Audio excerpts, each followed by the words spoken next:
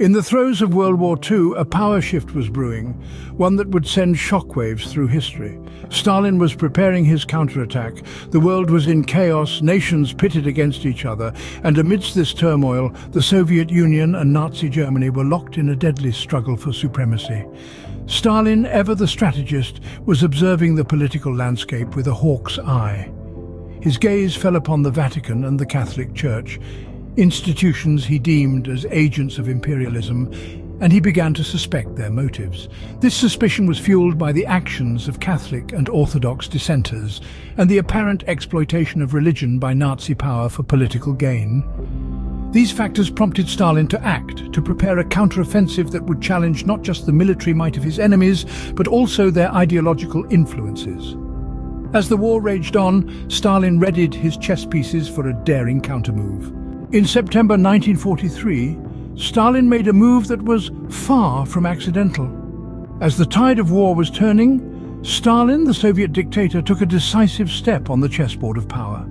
He reinstated the Patriarchate of Moscow, a decision that was no random act of faith, but a calculated move in the grand scheme of the Second World War. This move was set against the backdrop of religious events unfolding within territories controlled by Nazi Germany. These events, starting from the latter half of 1942, were shaping the religious and political landscape of the era. Under the Nazis, the church had become a pawn for political gain, a tool wielded to secure loyalty and control. The situation was ripe for exploitation, and Stalin, ever the opportunist, seized the moment. Stalin was convinced that the Vatican and the Catholic Church were agents of imperialism, a force he was resolute to combat.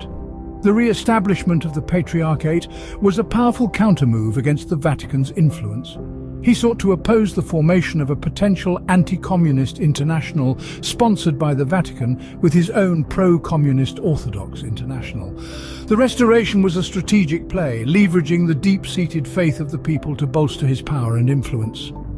Stalin's move wasn't just about politics, it was about power and control. It wasn't just about the church, it was about the people. The restoration of the Patriarchate was a clear signal. Stalin was ready to fight on the religious front. Stalin's religious policy was not a novelty in its approach, but in its sheer magnitude and ruthlessness. Indeed, the Soviet dictator had a proclivity for using religion as a tool in his geopolitical chess game. Stalin's policy towards religious institutions was one of aggressive antagonism. He saw the Vatican and the Catholic Church as agents of imperialism, against which he felt compelled to fight as against any capitalist state. This stance was not isolated to the Catholic Church alone. All religious institutions that did not align with his communist ideals were deemed enemies. In Eastern Europe, this policy had a profound impact.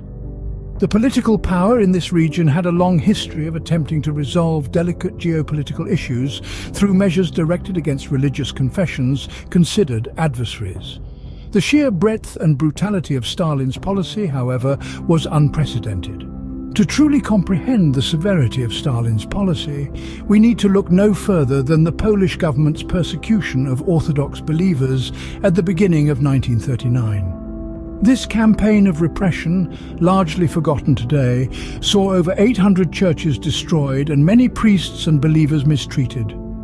The Polish government sought to resolve a political issue, namely the supposed lack of loyalty of inhabitants of non-Polish origin, through the drastic restriction of religious freedoms. The United Metropolitan Andrzej Septycki, a notable figure at the time, publicly protested against these abuses. From his speech, we learn the extent of the repression. Priests, supported by the voluntary contributions of the faithful, were mocked, exiled, and punished with fines or imprisonment. Innocent people were mistreated and evicted from their homes. They were not even allowed to practice catechism or sermonize in their native language. The Orthodox Church was deeply saddened, and across Orthodox countries, prayers were raised for the eradication of this injustice. Stalin's iron fist policy was a clear demonstration of his intent to wield religion as a weapon. His actions were not just about suppressing dissent, they were about controlling the narrative, shaping beliefs and consolidating power.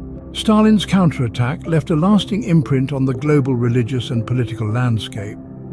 The re-establishment of the Patriarchate of Moscow was a clear indication of Stalin's vision of a pro-communist Orthodox international to counterbalance the Vatican's influence. The Soviet dictator's move to leverage religious institutions for geopolitical gains was a strategy that echoed beyond the borders of the Soviet Union. In the aftermath of Stalin's counterattack, the balance of power shifted dramatically. The Orthodox Church, once beleaguered and persecuted, became a powerful tool of the state, while the Catholic Church found itself on the defensive, grappling with the implications of a resurgent orthodoxy. This shift not only shaped the religious landscape in Eastern Europe, but also reverberated across the political corridors of the West. The audacity of Stalin's move caught many off guard, leading to reactions that were felt for decades to come. The Vatican, faced with a formidable opponent, had to reassess its strategies and alliances. In the face of a strengthened orthodoxy, the Catholic Church found itself redefining its role in a rapidly changing world. The power dynamics between the Orthodox and Catholic churches were not the only things that changed. The political landscape of Eastern Europe was also significantly altered. Stalin's counterattack sent a clear message that the Soviet Union would not be a passive player in the geopolitical arena. This assertiveness, born out of the counterattack, continued to shape Soviet foreign policy, influencing events from the Cold War to the fall of the Berlin Wall.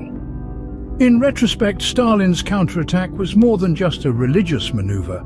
It was a bold political move that showcased the interplay of religion and politics.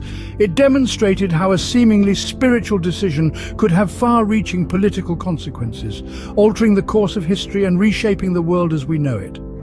As the dust settled, it was clear that Stalin's audacious counterattack had changed the course of history. Stalin's counterattack was a masterstroke in the theatre of World War II. The crafty Soviet leader strategically used religion as a tool, restoring the Patriarchate of Moscow amidst the religious upheaval triggered by Nazi Germany. His iron fist policy, while brutal, was a familiar approach in Eastern Europe, where faith was often exploited to address geopolitical issues. The far-reaching effects of Stalin's actions were profound, reshaping both the political and religious landscapes.